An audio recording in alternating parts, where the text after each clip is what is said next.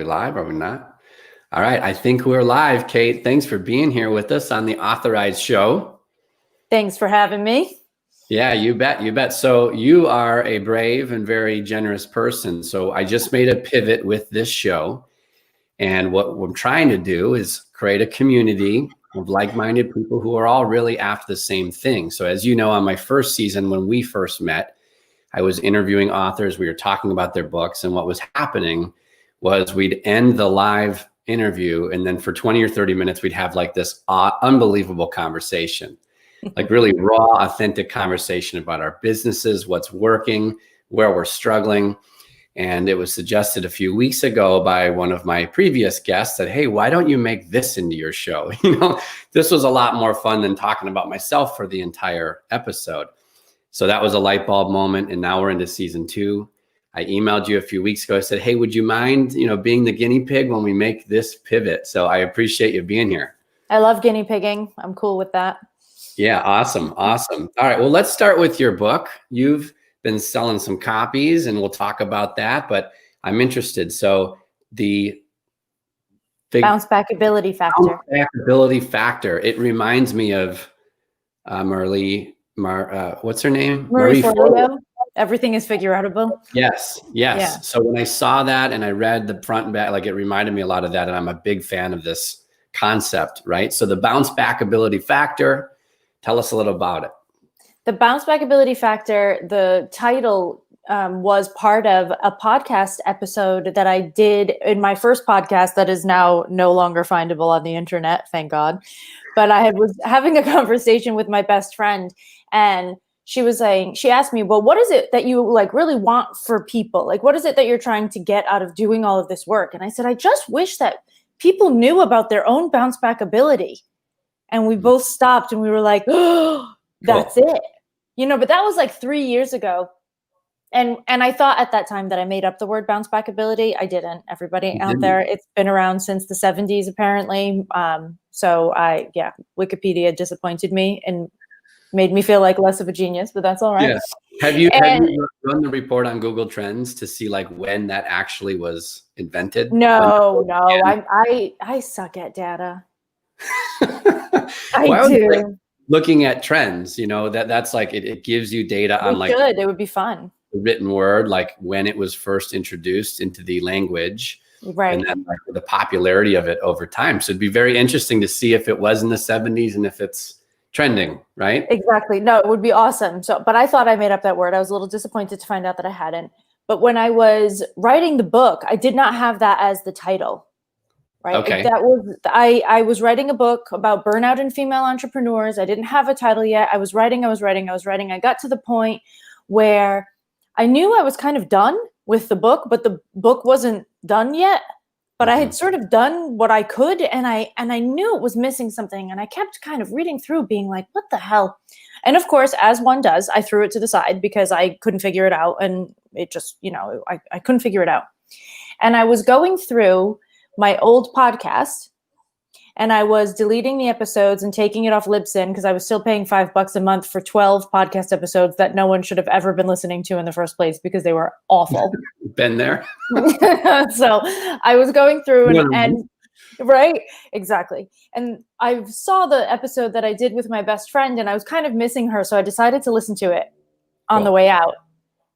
And when I heard myself say that, and I heard the pause that we both had after, I was like, oh, bounce back ability is what's missing.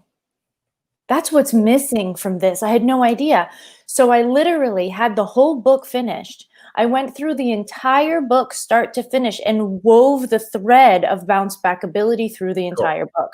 And I had to stop and think all right, well, but if you want to share that, what does that mean to you? What's the definition? How is it different from resilience? What are you really talking about here? So it forced me to take the book to another level that I didn't realize at the time I was capable of.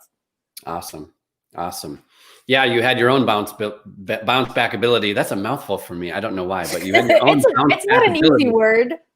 Yeah, you had your own bounce back ability example with the book itself, which is neat. Yeah. So did you find yourself editing? I mean, how much was edited when you went through with that new thread? I probably added about 10,000 words. Wow. Okay. Yeah. Yeah. I added Wow. quite a bit because I needed Bounce Back to be consistent throughout the entire book. I didn't want to mention it in the beginning and then forget it further down. I wanted to keep reminding people that that's what we were going for. So I had to put it everywhere. You're anchoring it. Yeah. Yes, exactly. I would imagine that was a lot of those like spell check errors populating through, right? When you used Bouncebackability. I hope you just added it and made it easy. Yes. After about the third time, I was like, no. This is part of my dictionary. Thank you. Bye. That's right. Because you will make me crazy. Yeah, that's right. Exactly. Yeah. All right. So, you talk a lot about burnout. I've been seeing you a ton on LinkedIn, on Facebook. You're kind of like this burnout expert, right? So what's that all about? What's the story? And, what does that mean to you, burnout, right? Burnout to me was years and years and years of not understanding why doing the thing that I loved every day was not making me happy.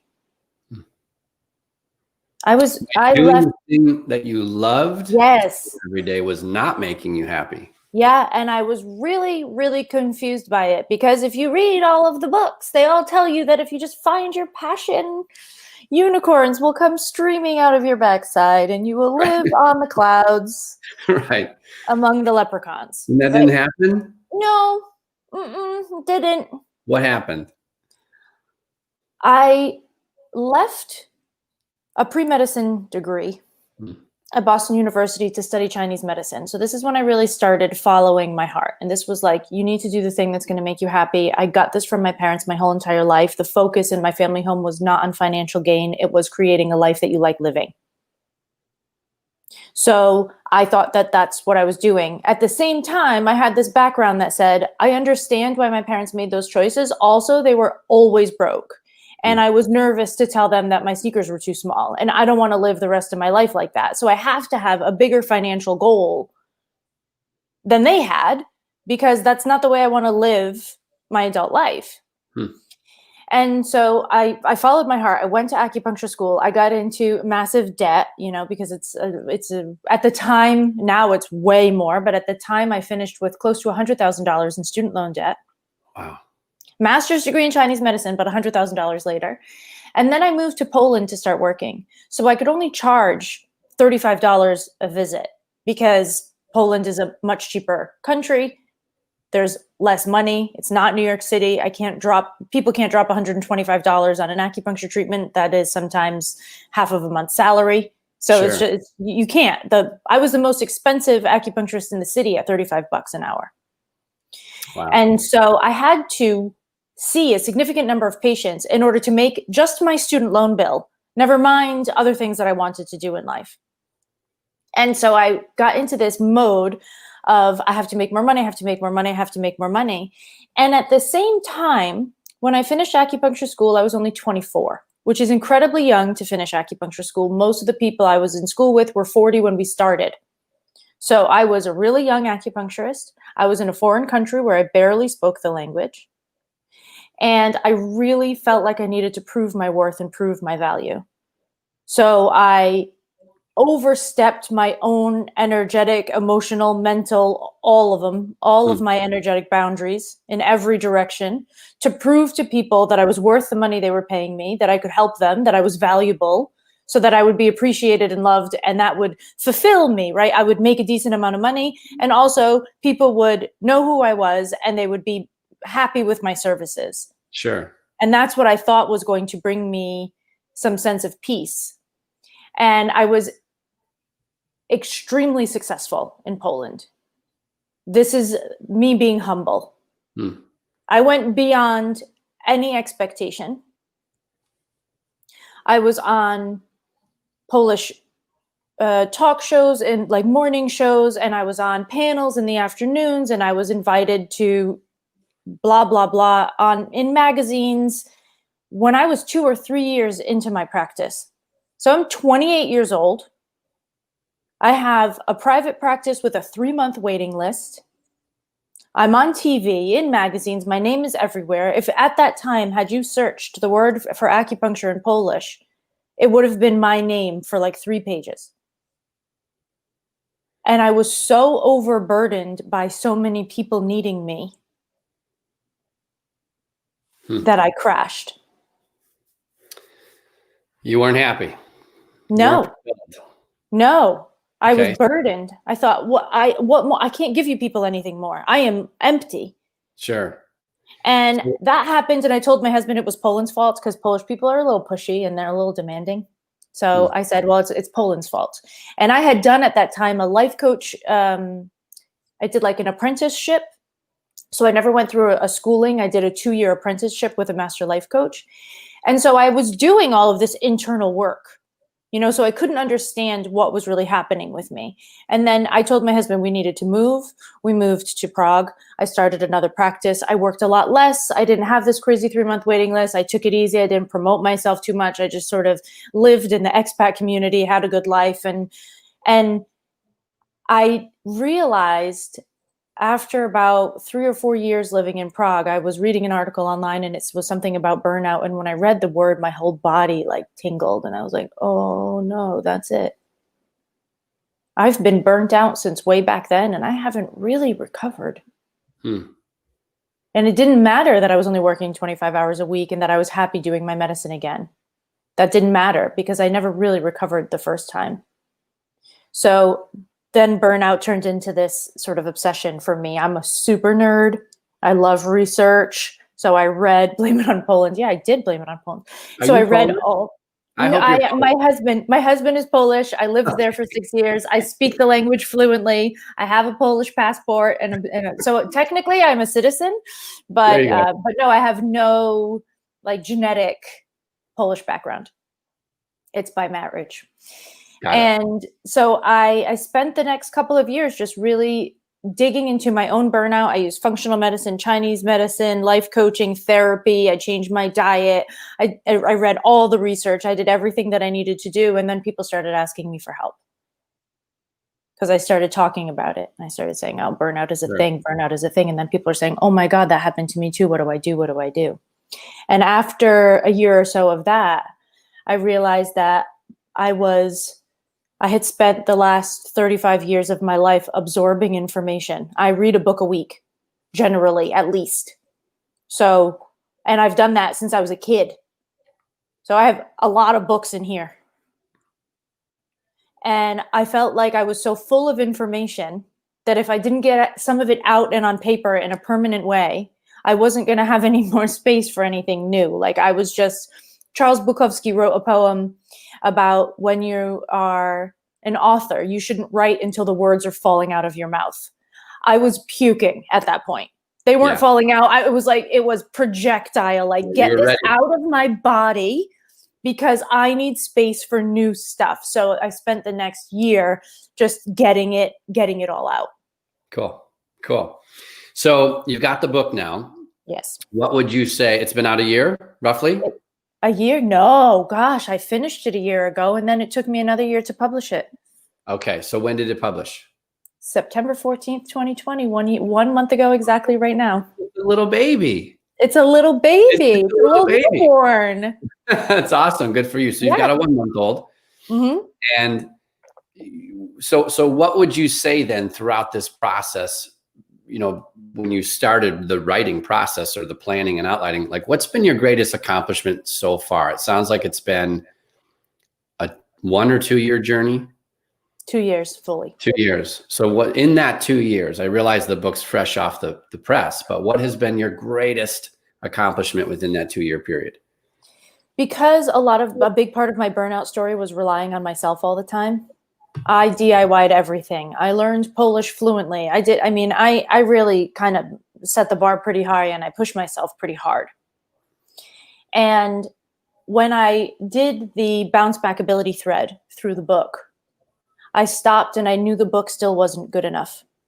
And it was the first time in any of my career work that I stopped and said, I, by myself, have taken this as far as I possibly can. And now it is time for me to reach out for help and invest in outside eyes and brains. And that was, for me, the moment that I realized that this book wouldn't burn me out. I was already a year into it. But I thought, okay, now I can give this over. And giving it over is my greatest accomplishment. Cool. So delegating, handing it over, releasing it, letting go, Yes. accepting help, yeah, it's not easy to do, right? As an entrepreneur, that's like one of the biggest challenges I know in my history is, no one can do this better than me. I'm going to keep this and I'll see it through, right? Exactly. But it's a very liberating thing, isn't it? Like when you're ready. If you can yes, when you're ready, it's a very liberating thing, because I stopped and I worked with a couple of really incredible women on my book, and I knew that without their input, this book wouldn't be as powerful as it is, as it could be at the time, as it is now, as it could be at the time. Sure. And I knew that I could only take it so far, because I'm a first-time author. I don't have the experience. I don't have the way of looking at it. Yes, I've read a ton of books throughout my life, but that's not the same thing. Right. Exactly.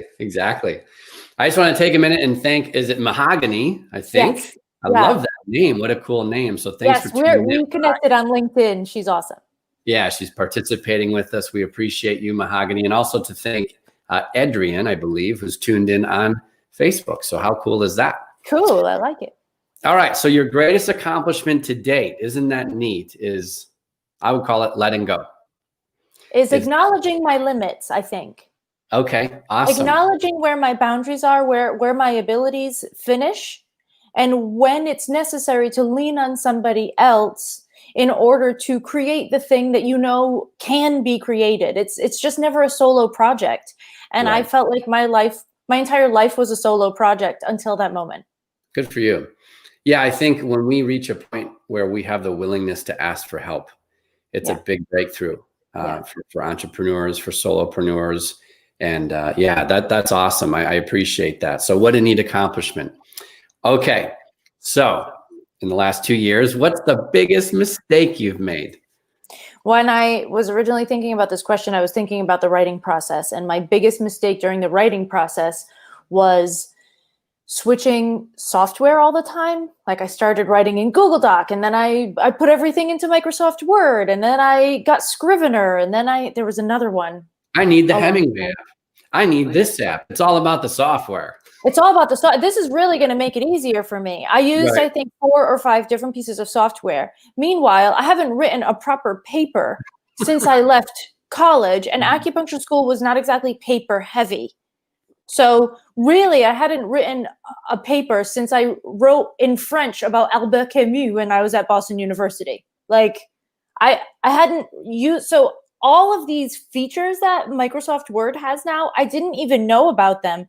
At some point, my husband was looking through it and he was like, why have you not been using headlines so that your chapters are automatic?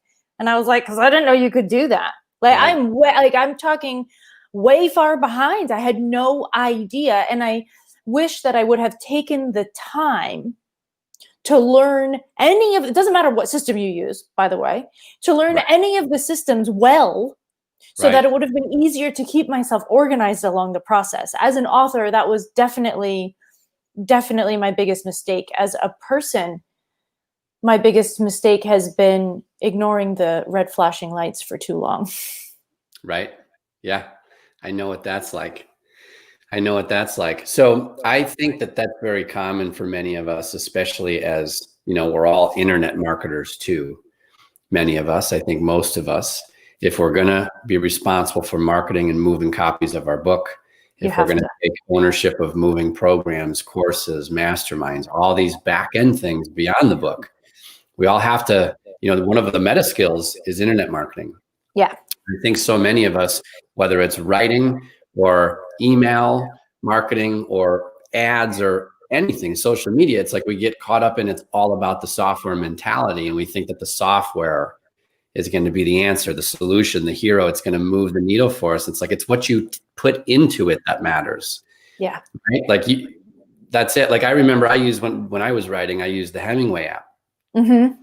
Because I wanted to get my book down to a 6th grade level. That was kind of my goal. So I vomited all, inside Microsoft Word, had it edited. And then kind of the final stage for me of editing before it went to the copywriter was running it once or twice through Hemingway app and simplifying sentence structure. Right. Because I wanted it to be very accessible. Yeah. But the Hemingway app, if I would have started with it, it would have totally screwed me up. But I had that info to copy paste in. Yeah. So it's like, whether it's a funnel software, an ad, it's like even like if you look at ads, you still need to write the ads. Exactly. And it's so much better to plan that and prepare that and be ready so that when you pop open the account or you pop open that writing software, whatever it is, it's like, oh, I'm prepared, I'm ready. Because that learning curve is challenging enough. When you couple the learning curve for new software as well as I'm not ready to even put anything in here yet, that's where we get so stuck, right? That's where we get super overwhelmed. Super overwhelmed. If I would have spent an hour, literally spent an hour on YouTube tutorials of Microsoft Word, I probably would have saved myself 20 to 40 hours of bullshit. Excuse my French. That's amazing. Like literally 20 to 40 hours. People like you keep breaking my clean lyrics badge. Sorry. I'm just kidding. We're just being real, right? It's not a big deal. But that's like when I say, very bad word. Oh, I'm going to be clean lyric, and it's like, no, I can't control that. You're being you, and I appreciate it. Okay. So I think one of the reasons a lot of people want to tune into this episode with you is because you, my friend, are moving copies. You're selling copies. So I asked you what was working right now really well in my email last week, and you said, I'm selling copies. That's what's working right now. So that's really exciting. Yes. For me as a fellow author, and I'm sure it's exciting for our viewers and listeners because they too, my guess is, they're looking to move copies too. So tell us a little bit about what you're doing in that category. To be honest, the conversation that I had with you was really helpful. So if you are not offering that as a service, you might want to consider it because I really got a lot out of the hour or so that we spent on the phone in the pre-launch phase. Cool. It was really, really useful for me. But for me right now, I had a launching person. She calls herself a book doula. Her name is Anik Inna. She's amazing. And that was another time where I stopped. Thank you, Mahogany. That was another time where I started, I got to a certain point and I said, I'm not going to be able to do this by myself. I need somebody else that knows how to do this better than me to just give me some guidance and show me the way, because otherwise I'm going to rabbit hole this and it's going to be awful. And we did a really good job of creating the launch team ahead of time and getting out advanced reader copies and creating a Facebook community for them. So one of the things that we did was, for the advanced reader group, we created a Facebook group. And every week I did a free Facebook Live discussing one of the things in the book for the whole time of the launch. So not only were people for the advanced readers. Okay. Got it. So cool. By the time they had read the book and gotten these videos, they were so familiar with the material that when it came time to share the book, their information that they were giving other people was really on point. Cool. They weren't just like, yeah, it's a great book. My friend wrote it. Yay. They were like, no, this part of the book really mattered to me. And when I had all of the information from them, so I gathered their testimonials in a Google form by asking very specific questions. And then I copied and pasted their rearranged answers back to them so they could put them on Amazon on the day that the book came out, so they could make a book purchase and post a review immediately so that I would have as many reviews as possible right at the beginning. And when I did that, I was able to go through and highlight all of the things that were repeating. So I had 34 people out of the 60 that read the book. I had of 60 advanced readers. I had 34 people write me a review ahead of time, which meant that I had 34 opinions of people that had never read the book before. And these were the things they were noticing. So then those were the things I took as my marketing materials, because those were the things that were, really hitting people and resonating with people. So I didn't have to make a choice about what I was going to market. I just followed the patterns.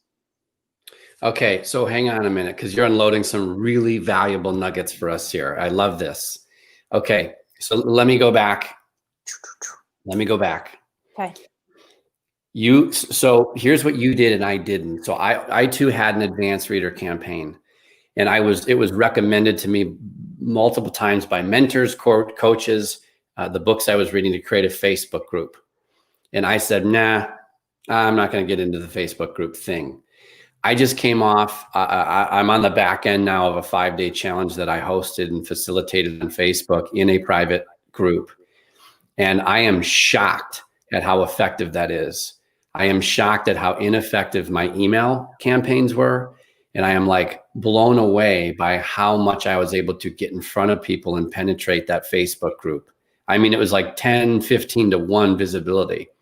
Yeah. So for those of you listening who are thinking of doing an advanced reader campaign, if you're like me and you're like, no, I don't need a community, I don't need a Facebook group, I think you should reconsider, because listen to what Kate just did.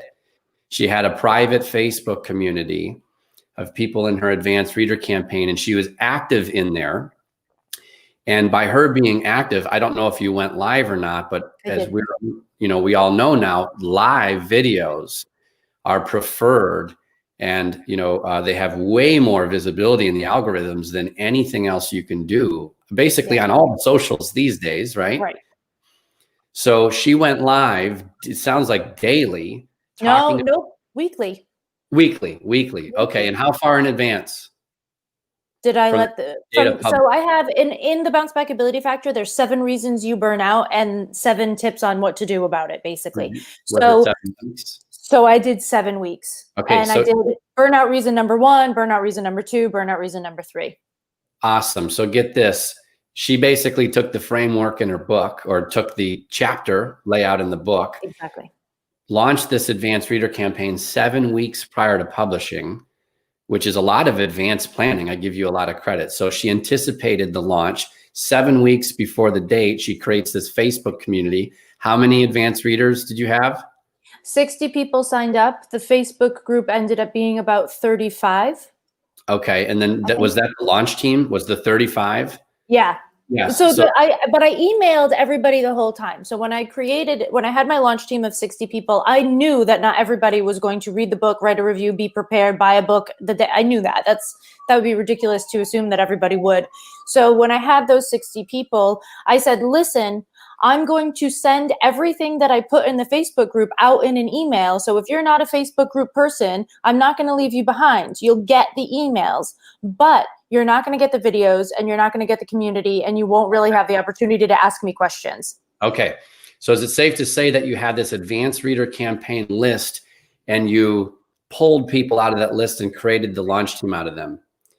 Yes. Is that right? Yeah, that's exactly what I did. So I had 125 people on my advanced. These are small lists, guys. Are you listening to this? I had 125 advanced readers. Kate had. Yeah, so double mine.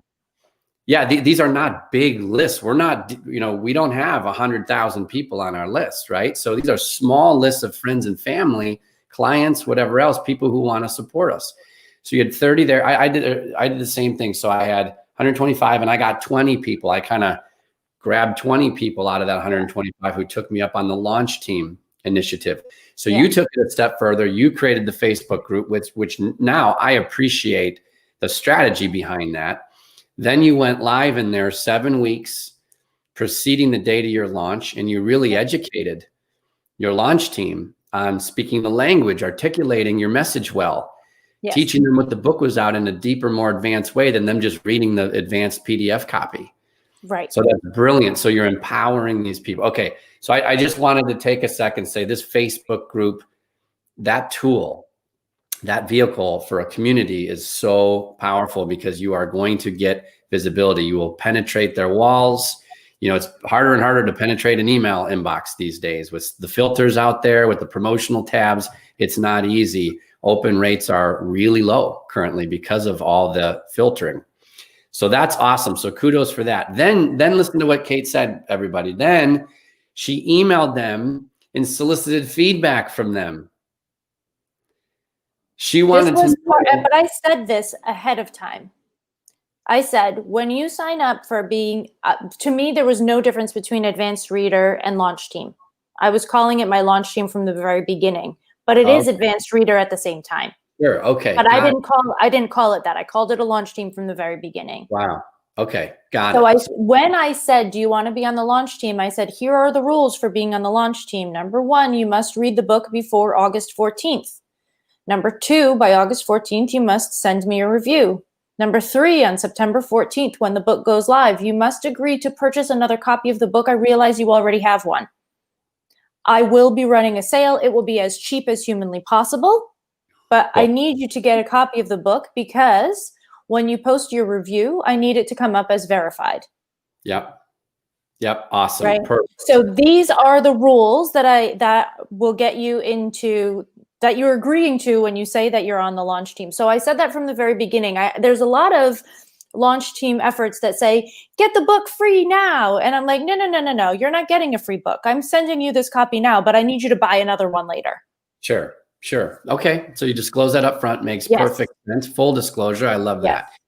Now you're eliciting feedback from them because Kate's saying, well, I want to know in their words what their feedback is. Because sometimes, as we all know, as marketers, it's really hard to get clarity and see things from, see the label of the bottle from inside the bottle.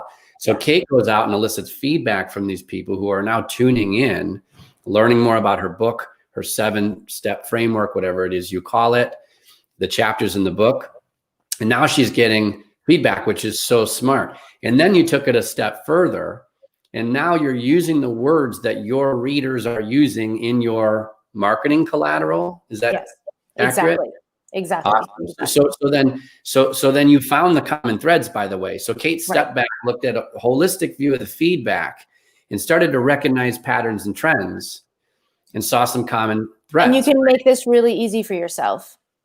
If you are an author, please do not ask people to just simply write a review or give you feedback. People do not have the time to think about what it is that you want from them. And it's overwhelming. Nor do you want feedback unless they are in like A+ ideal reader. Don't ask your mother. And nobody is. Don't ask your siblings. Don't ask your friends unless these are the people who are going to buy the book and consume the message, right? So I sent out a Google form, and the question was, the questions were, what was the most impactful message that you got out of this book? So when I got 34 answers, and 12 of them said, I love the concept of sitting in the muck. When 12 out of 34 people said that, I said, okay, then we need to talk about this. Did you ever get surprised? Were you ever like, oh, wow, I had no idea that those words or that phrase or that paragraph would resonate so much? The things that I thought were like super smart and amazing, people totally glossed over. Right. Exactly. They were like, not clever. I like this other piece. Okay. One thing I might recommend, and I learned this from, I was involved with a mastermind with Tim Grawl, who's just an incredible book marketer. And during that mastermind, I learned that, distance, we all forget things over time. So to go back to this group 60 to 90 days later, and then ask them a handful of questions. What do you remember about the book? What stood out to you the most? What was your favorite story? To just see, like, as time goes by, go back and make sure that either A, their answers still align, or B, you might collect some new data after time has passed a little bit, right? Yes, absolutely. This is interesting because the Facebook group that I created for the advanced readers has turned into the Facebook group for my book. So in the book, in the Kindle version, obviously there's a link, but even in the book, there is a link, a website that people can go to join this Facebook group. And when they join, they get access to all those videos that I made already. Right. So all that stuff is already there, and it's not growing quickly. And to be honest, I haven't paid a ton of attention to it because I kind of keep forgetting that it's there, but I pop in and every few days there's 4 or 5 new people. But this is so valuable, Kate, because you have an active audience. I mean, as long as you stay somewhat relevant and active in there, like you have engagement and active audience who like you, know you, trust you, want to support you.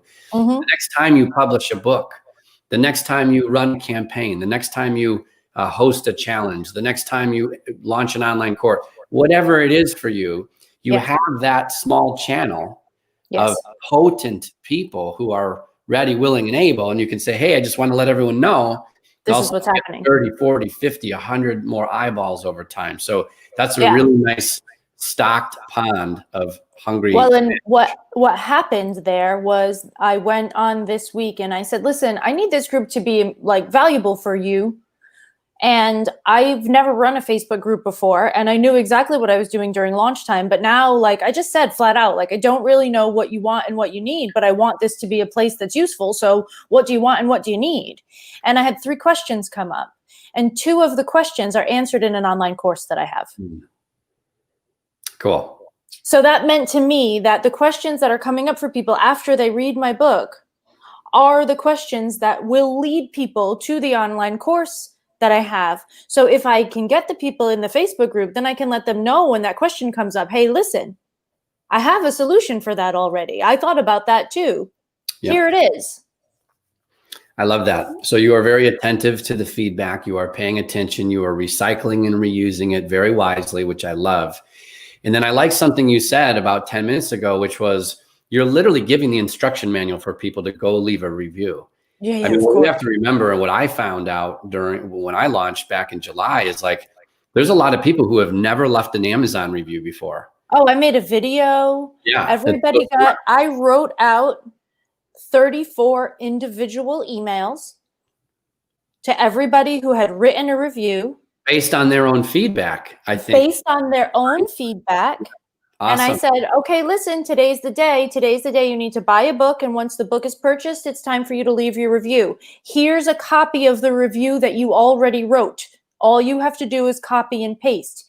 Here's a video of how you leave a review on Amazon. It's not done on my book because I made the video before my book was ready. But here, let me show you how it's done. The video was only 45 seconds long, but it was open this link, click here, scroll down, press 5 stars, do blah, blah, blah.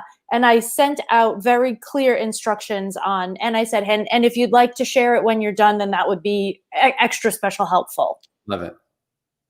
Yeah, so smart. I love that. I love that. So, okay, so we are 1 month. 1 month in. 1 month in. How are things going? You're moving copies. Copies. I understand how you move copies at, ahead of time prepped and then for launch, but how are you sustaining those copies 30 days in? For me, I'm taking the quotes. One of the questions that I asked people in their feedback was, is there a quote that you highlighted while you were reading? So the quotes that people highlighted have now become Instagram posts, LinkedIn posts. If you guys scroll through, you'll see that on the weekends where I don't usually have any content, I've prepped my buffer to send out book quotes and questions. Have you got your copy yet? Book quotes and questions. Have you got your copy yet? And that's it. But I'm only using the quotes that people already decided were important to them. So, when you download a Kindle book and you see that 1,000 people have highlighted this quote, I didn't want to wait to see, because 1,000 people don't even have my book yet. So I didn't want to wait to see how long that would take. But I did have this sample of 35 people, and there were a few quotes that came up over and over and over again. I love that. I love that. I hope everybody is recognizing what Kate is doing here. I'm a huge fan of like this, I would call it acres of diamonds kind of a strategy. It's very organic. It's very bootstrapped. It was a strategy I used for my book launch. But it's like sometimes everything we need is right underneath our nose. So Kate starts with this list of roughly 60, 65 people. She is paying attention and she is recycling everything. She is like squeezing every ounce out of this thing she can get. And she's even going as far as on the weekends, creating quote cards of some of the most impactful quotes that she's gathering from her readers. So that's unbelievable. I mean, I really, I honor you for all of that. That's an amazing thing that you're doing. And literally to me, that's like an acres of diamonds strategy. Well, thank you. I didn't really have much of a strategy. I mean, I did have help with the launch, but a lot of this has just been like, what comes next? You're building the airplane in the sky. Yeah, it looks good in hindsight, but I didn't know what the hell was going on while I was in the process. It wasn't. Yeah, but you're taking action, and when we move forward, learning happens in motion. And when you're moving forward, especially like I call it, building the airplane in the sky. If we take action courageously, even though we don't have all the stepping stones along the way, we don't have the clarity that we would want. Right. But you're taking action, and I'm sure you're getting all these creative, inspirational ideas along the way because you're in motion. Exactly. So Kate didn't plan to elicit favorite quotes and like, oh, that's going to be my Instagram story. I'm sure at some point it just hits you like, wow. Oh, they all are saying the same thing. I should probably do something with that. Yeah, that's a really cool idea. Response. Yeah. Now you have clarity. Now you have a process, and now you're doing that. I just love that. I just love that. Cool. Okay. What else are you doing? There's got to be more. What else are you doing to move copies? To move. That's it. That's all you're doing? Yes. Well, no, that's not true. I just totally lied. Yeah, I absolutely lied to you. I have a very pressure's on. I totally lied. I have a successful podcast myself, so I am reminding people on my podcast every week that they can get a copy of my book. That's a possibility. I also have been, obviously, I'm here today, so there's that, and I spent pretty much the end of July, August, and September guesting on other people's podcasts. Cool. So a lot of them have not come out yet. Some of them, because podcasting is so different depending on who you are working with. Some people record it and put it out that week, and some people record it and put it out 4 months later. Right. So I started way out in July because I knew that there were going to be people that wouldn't be ready to release, So sure. I know that there's going to be some that come out around Christmas, and I'm thrilled with that because wonderful. I already did that. It's done. So I definitely have quite a few. I think I would really have to count, but I think I did 14 or 15 podcast guest slots. Good for you. Good for you. How are you getting those slots? So I'm in a lot of Facebook podcast collab kind of groups, 2 or 3. I wouldn't say maybe not a lot, 2 or 3. That's how we met exactly. So I'm on 2 or 3 of those. When you do a call out for guests in one of those groups, it's really overwhelming. Right. It is very overwhelming because you get like 110 responses. Right. Yeah. And I know that because I've done that in the group. And how many of those are like legitimate? They read your instructions. They're an ideal guest for you. Yes. It's exactly. Like putting an application out on Indeed and trying to hire somebody, right? It's like it's a job to sift through. Yes. Yeah. Exactly. So what I do when I answer those questions is I structure my answer in the same structure that the question was offered. And I only reply to call outs that have very specific asks. Smart. I don't reply to call outs that are like, I have an entrepreneurial podcast. I'm like, I don't even know what that means. I don't know what you talk about. I don't know what your focus is. That's too small a word for me. Like no, absolutely not. So I look for things that are very, very in line with who I am, what I do, what this book is for. And then I craft my response very carefully about what this person is asking for. And I have, you know how you make a speaker sheet? Do you know what a one sheet is? Yeah, sure. So for people out there, when you are a speaker, you have something that's called a one sheet. It's basically like a resume of your speaking abilities. It has your name, your contact information, your picture, places that you've been featured, a bio, and maybe your top 3 talks, plus some feedback from a participant, and like your media reel, is like Forbes and blah, blah, blah on the bottom. Right. And so you try to fit that all on one page so that when people are looking for a speaker, they can scan through quickly and see if they want you. I have a special one that is just for podcasts. Cool.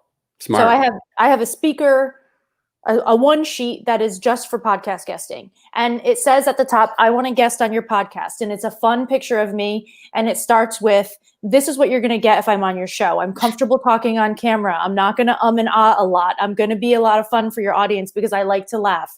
I'm going to be pretty quick, and I'm going to give you a lot of tips and strategies because I'm a very practical person and I like to get that out. I understand that sharing my episode is important. So please know that it is going in my newsletter and on my social media and in my Instagram stories and. Is anyone getting annoyed? Is anyone listening or watching getting a little annoyed with Kate for how dialed in she is? Like, I thought I was good. That's fantastic. So I have a sheet that says all that stuff and says, these are instead of a reel where like my speaker one sheet has, Forbes, Thrive Global, the kind of like the bigger names on it. But my podcast guest sheet has icons of the podcasts that I've been on. Cool. Already. So, and it says, these are the topics that I cover, blah, blah, blah. And I answer the person's question, actually answering their question instead of twisting their question into being something that I would like to talk about, which is what most people do when they're answering. They're like, I know you're not exactly asking for this, but maybe you could consider. No, I don't do that. I only answer if I have a direct answer. So I answer the call out as specifically as I can. And I attach my one sheet to the bottom so that when it comes up in a Facebook comment, you have the preview of the one sheet. Love it. Yeah, love it. Mahogany says, I need to get my copy. Mahogany, go right now to Amazon and get Bouncebackability Factor right now. I agree. I need to get a copy too. Awesome. Well, thanks for sharing that with us. That's incredible. Because again, the common thread for me in all the marketing training, the author marketing training I've taken this year, which is a lot, is you got to get on podcasts. You got to guest on podcasts. So I appreciate all of that. And as a host, though, I would say, please stop reaching out to podcasts that are not the right fit for you, and that you haven't listened to. I get 5 to 7 requests every week of people that would like to be on my podcast. I only have 2 guest slots a month. I have a 60-person waiting list, and most of the people that write to me do a bad job. Yeah. So stop wasting everyone's time. Please. I understand that you're trying to get on podcasts, and I understand that sometimes the throwing the spaghetti at the wall works. However, I really, really don't have the time to read through how you think you're going to help my people on a podcast that you've never listened to, that you clearly haven't listened to, because you're talking about offering something that's not even the structure or format of my show. Sure. Yeah. Yeah. You got to get creative, guys and gals. I mean, I had someone last week say, so this person connected with me, and I don't usually just accept friend requests from people I don't know. Yeah. So this person tried that, didn't get through, then sent me a message on LinkedIn, nice message. I ended up connecting with him, didn't know what his intention was just yet. Right. Then sent me a message on LinkedIn a few days later. Now I knew what his intention was. It was to get on this podcast. Yeah. Didn't respond. And about a week later, he sent me another message with a video, like a 60-second video about one of my episodes, which I appreciate. That's nice. Yeah. He did his due diligence. He complimented me as a host. And then, he had his book in the background. He said, and, I'm currently trying to get on podcasts. Here's why I think I would, deliver value to your audience, yada, yada, yada. So I know there's a lot of training for that process, and he actually executed it very well. For me, I've never been comfortable with cold calling. No, me either. So for me, all this training that is suggested to us, all these strategies are like, do your due diligence and send emails and then be persistent.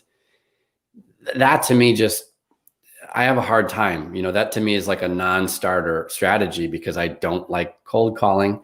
Yeah. So that's why I decided to start my own podcast. I was thinking, well, I'm a big fan of the law of reciprocity, right? So it's like, if that's what I want to get, how can I give that opportunity to others? Right. And maybe through those relationships, I can then get introduced and get referred. And that's worked. I've been very grateful for the connections I've made to people like you, the strategies I'm learning. I mean, these are some really awesome conversations. I would like to have these conversations even if we didn't have the show right now. Yeah, we did have this conversation even outside of the show. Had a little bit of it. Yeah. Okay. All right. So that's awesome. So you've given some really good insight as far as, how did you have a successful book launch, but then how are you sustaining the book sales post-launch? I read a book many months ago, and I don't remember what it was. Oh, it was like the snowball book launch strategy, I think. And in it, the author, Ray Brem, I think his name was, talked about the book launch hangover. Yeah. Because it's like, wow, this is incredible. And it's like, and then you look into your Amazon or wherever you're selling books, you're like, well, there's some goose eggs. How do I sustain these sales? So I appreciate that. I think the podcast strategy is certainly a good one. Yeah. If that's the right fit for you, if you're comfortable, if it's in line with, what you do best if you're a good speaker. Yeah. Right? If you're comfortable on video, because I know a lot of these podcasts now are doing video podcasts. Yeah. Awesome. So thanks, Kate. Thanks for that insight. So 30 days in now, what's not working? What are you struggling with the most?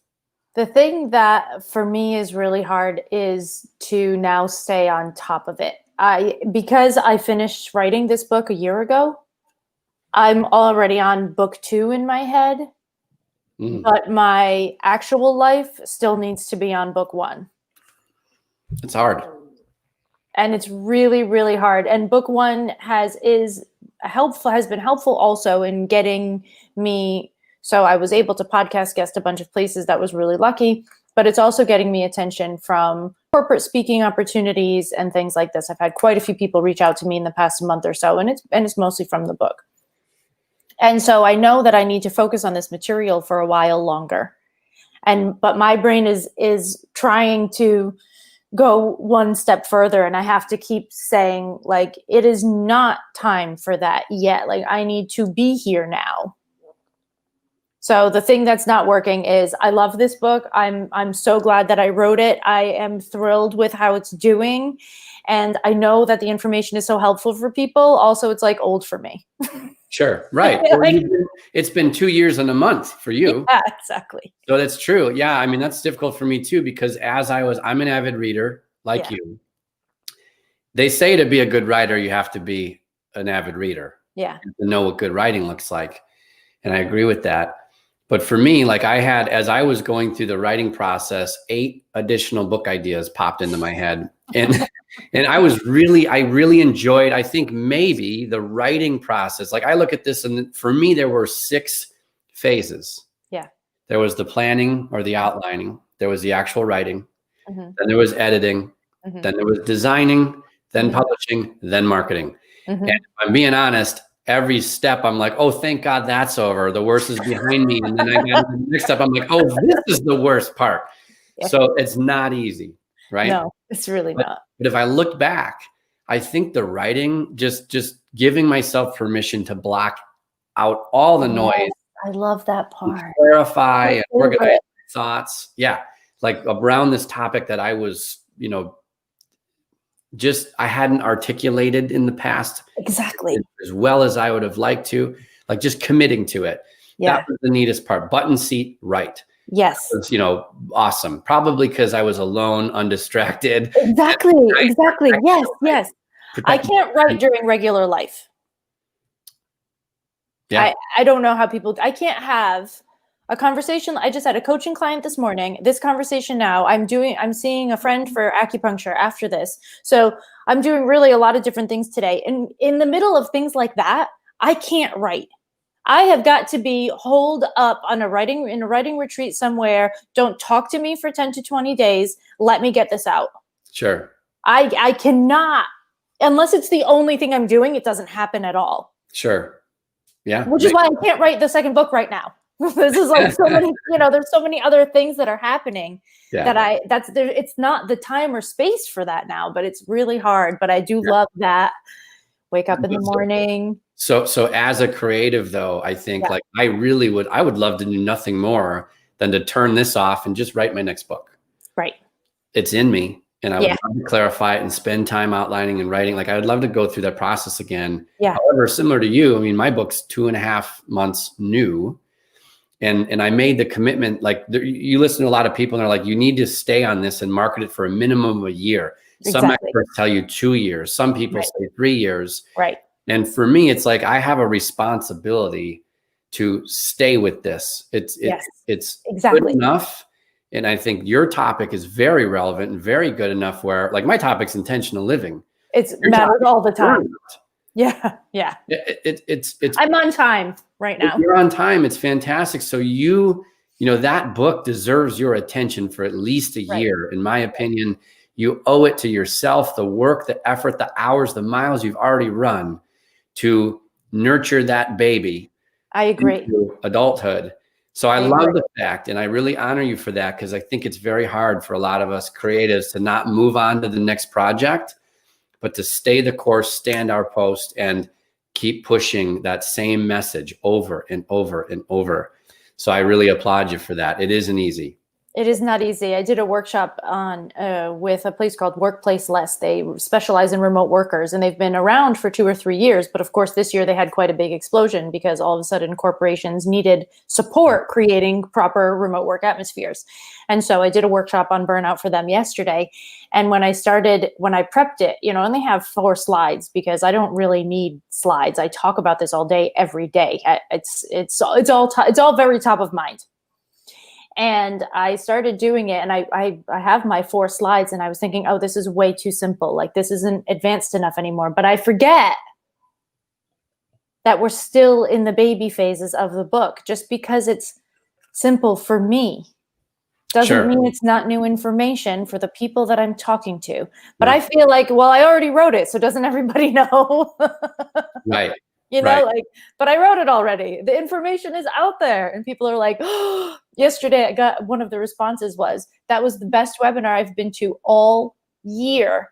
And I was sad when it ended. How often are you sad when a Zoom call ends? Right. So it was a really great workshop. But when I was there, I was thinking, God, this is too basic. I'm not doing enough for them.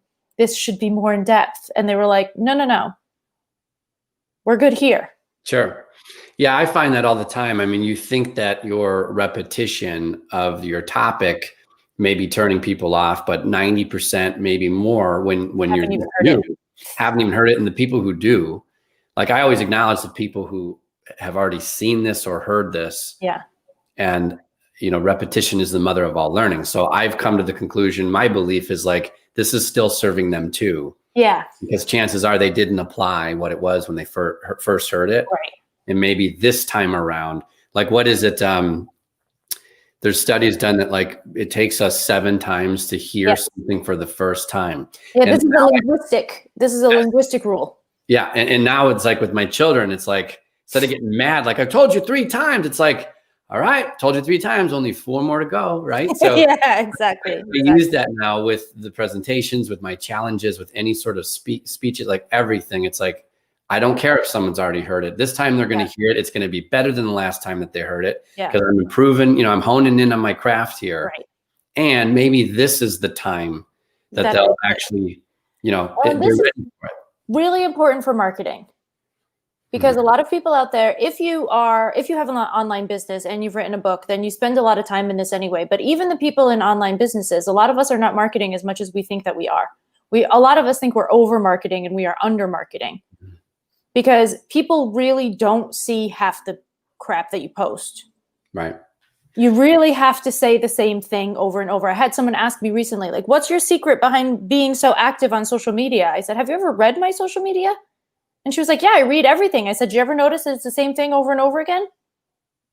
Like, yeah, it takes me time to write it out. And yes, I sit down and write it out separately every time, but it's really all the same information in different words all the time. Sure.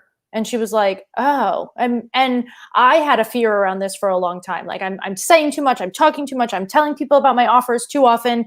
They don't want to hear it. They don't want me to sell. It's too overwhelming. And then I had a patient that I had treated in Prague. And she was based in New York City, but I had treated her as a patient in Prague. She was there for a summer. And she went back to New York City. And then, surprise, surprise, a year later, I was opening an acupuncture office in the city. And I didn't know I was going to do that. And she didn't know I was going to do that. But we had an Instagram relationship, and she followed me. She commented on my stuff all the time. I had been open in my acupuncture practice in New York City for 4 months before she was like, oh my God, you're here. This is somebody that follows me on purpose, that already loves me as an acupuncturist. And I had been posting stuff that what I thought was all the time. And it took her 4 months to see it. Yeah. Like, just have to think about that.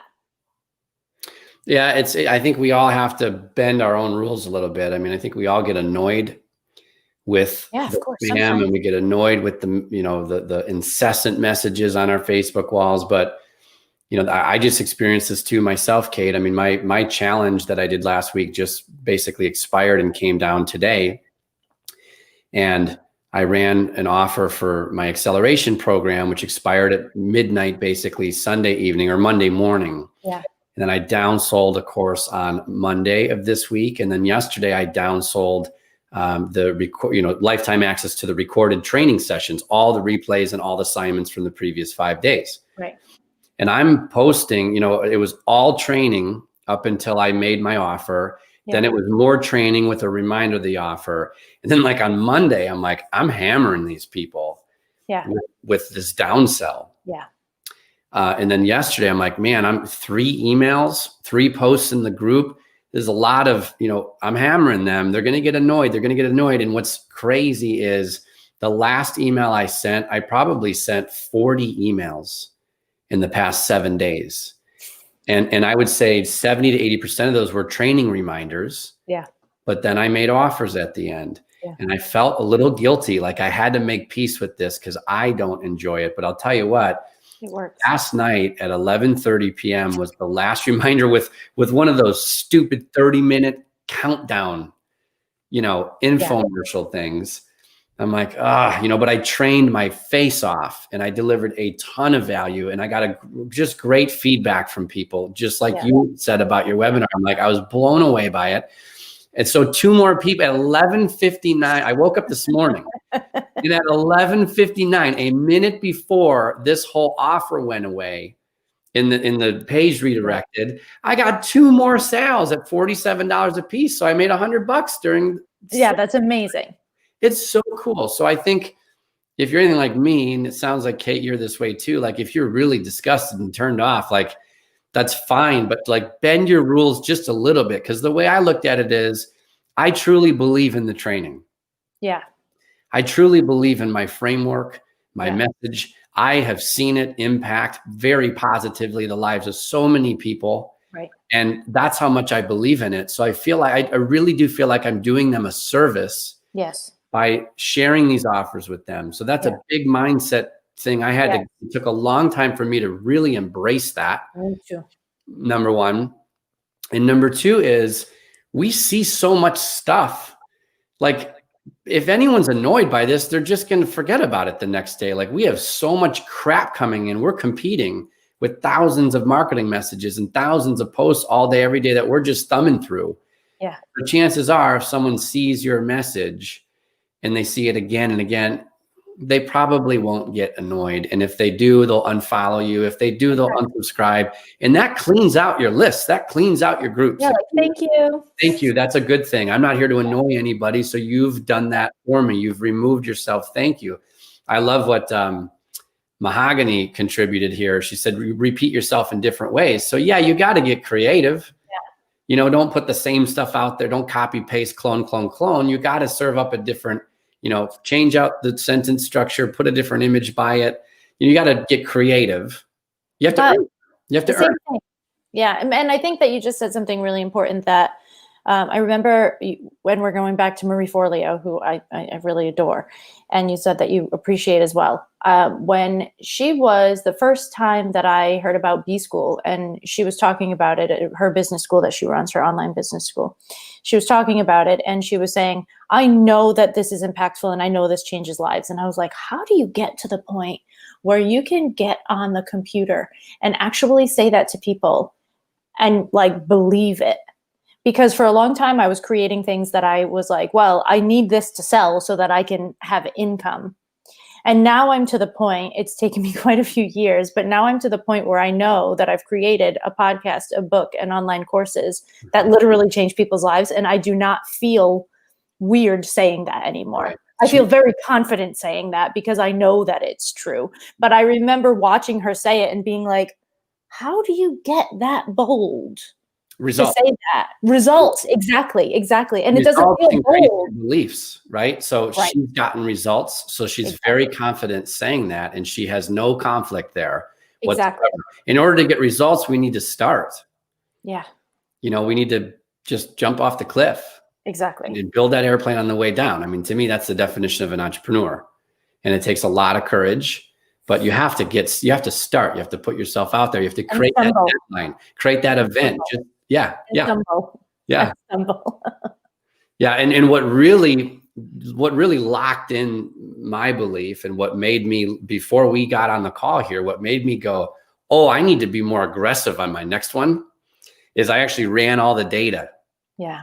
So I'm like, okay, I invested this amount in Facebook ads and I generated this amount in revenue. I am thrilled, Kate, with the result. Like I'm like so thrilled with this. I can't wait to do another one in 2 to 3 weeks. Like this is the new webinar for me. Yay. I will not be doing any more webinars. I will be doing challenges because it's such an amazing experience. You build community, camaraderie, people have accountability. Yeah. It's just a really neat thing. Relationships are starting. It's just so nice. And I think that's what's been missing for so long, especially right now in this pandemic. You know, we are seeking connection more now more so than ever, probably, because we've all been isolated. So anyways, I was thrilled with that, but I looked at the numbers and I'm like, I'm going to push harder next time. This was unbelievable. Right. But I know I can do so much better if I could just bend my rules a bit and be a little bit more aggressive with these things. Yeah. There were certain parts where I played small. Yeah. And I didn't push where I probably should have. Yeah. Because I believe in the result that my products and programs and books deliver now, because I've put myself out there and now I have results. Exactly. And that's what we're talking about. But you have to start. You have to, jump off the cliff and do it and get the result. You have to earn that result. Yeah, agreed. And it's not always easy, but so you have a webinar. So tell me about the back end. So we know about the book. What's beyond the book? You have a webinar? No, the webinar was done. That was for a particular workshop. I do have a free Burnout is Not Your Fault sort of webinar that's on my website all the time that people can have access to. Okay. But outside of the book, I think my biggest offer is one-on-one coaching at the moment. And people are starting to ask for a group program. So that will be coming, that likely after the holidays now. So that will be coming. But my biggest offer is one-on-one coaching, and that starts with a free call. So that's what people are mostly going to. And there, in between those things, I have a series of 3 courses that build upon one another. The first one is a resentment journal mini course. It's a $27, tripwire short, but super impactful course. I think it's my favorite thing that I ever created, and it's $27. It's kind of crazy, but it really takes a whole twist on the gratitude journal idea that a lot of people, when you're burnt out, you don't feel gratitude. You just don't. Sure. Your brain is not primed for that. And then you start feeling guilty about it. And then. So we flip that on its head. We start to use resentment that allows you to create new boundaries so that you can have more energy back, so that you can actually get out of your burnout. So we use your starting point is resentment. And I think that's a really fun one. The next one is actually a challenge. It's a 10-day challenge, and it's life coaching exercises delivered to you every single day. They only take 10 minutes a piece. You do it, and by the end, you at least know where you are and where you should be going. Whether or not is that in the Facebook group? That's in Kajabi. All of this is on my website. Okay. So it's in Kajabi, basically. Why aren't you practicing what you preach with that launch team? Yeah, I could do that. I hadn't gotten there. Modality, right? People are already on Facebook. I can't believe how many people are on Facebook. Yeah. I think I underestimated how they're on there all day, every day. Mm-hmm. Because like every time I went live within this community, it's just like things are happening. Yeah. Like, wow. Yeah, for sure. Whereas with Mike, I use Kajabi as well. So whereas with that, it's you're over here on an island. Yeah. They're already there. Like my dad always says, get over the fish, right? We grew up fishing. Are you over the fish? Are you over the fish? And it's like Facebook, or maybe it's LinkedIn. It doesn't matter wherever it happens to be. Yeah. Wherever your ideal audience is feeding and on, that those platforms have attention. They've already earned it. They've got it there. So I'm wondering if you changed up. It's possible. Where you're hosting your challenge rather than the secluded island where there's no community, so to speak. It is a paid challenge, so I wonder. I'd have to play with that a little bit. It's not a free challenge; it's a paid challenge, but still, we could play with it a bit. And then the course, there's one course beyond that, so they build on one another. And the last course is about keeping proper boundaries and plugging energy leaks. So the question that often comes up when people are burnt out, they read through the book and they say, "Yeah, but how do I preserve energy during the day? What do I do on a day-to-day basis?" And that's what that course is for. So we have one-on-one coaching, all the DIYs. And of course, I have an acupuncture practice in New York City, which my podcast and book have been great for drawing attention to, and I wasn't expecting that. I had my first patient from the podcast a couple of months ago, and she's like, I found your podcast and I thought I'd come in. And I was like, whoa, wait, I didn't even do that on purpose. That's wild. That's so cool. But by doing the podcast or by doing any of these things, you're putting yourself out there. You know, you're building rapport with people. That is so important, to show people who you are, to let people. I heard someone a few months ago say, you know, taste and see marketing. So by doing your podcast, you're letting people have a sample. So for you, it's podcast. Maybe for someone else, it's a YouTube channel. Maybe for someone else, it's a Facebook group. The modality, the vehicle doesn't matter, but you're taking the time to put yourself out there, and it's generating some business for you. Yeah. My podcast is my number one lead gen tool. I was just going to ask you, what is the number one way you generate leads currently? So your podcast. Cool. Cool. Awesome. That's been a good vehicle for you. It has. Very cool. Well, thanks, Kate. This was so fun. It was so good to connect with you again. Yes. So thank you so much for having me. We had such a great conversation the first time we were on the phone, and then you were such a big help just before my launch. And now you're a big help all over again. So thanks so much for being generous with your time and your knowledge and all of the things that you've learned over the years. You've been so helpful to me. And I can imagine that the people that just took part of your challenge and jumped into some of your courses are feeling pretty lucky right now. Well, thank you so much. Why didn't you say that when we first started? Because people are still watching. Thank you so much for saying that. That's very nice. And thank you for being gracious enough to be the first guest on the second season. Love guinea pigging. All right. Well, let's have you back on soon. I want to hear about more of your successes over the next 3, maybe 6 months. We'll have you back on and figure out what's working for you then. I would love that. All right. Thanks, Kate. Take care. Bye.